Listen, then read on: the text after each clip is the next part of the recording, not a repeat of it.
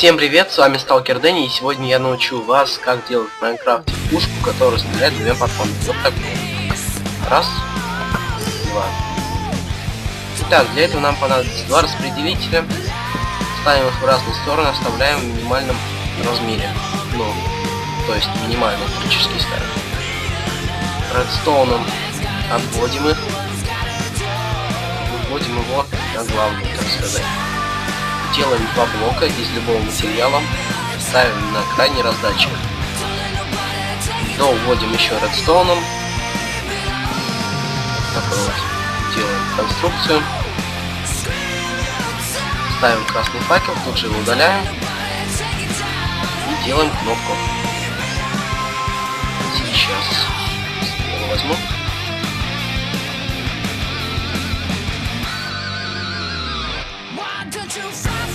И вот выходит наша пушка.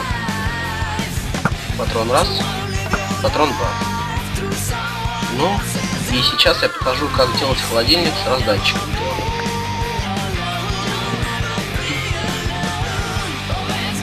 Берем раздатчик, блок белого железа, так будет более похож на холодильник. Белый пульт.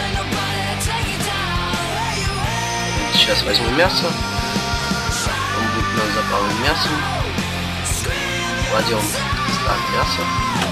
Раз, мясо вылетает. Берем его и кушаем. На этом я заканчиваю наше видео. Подписывайтесь на мой канал, ставьте лайки. Всем пока.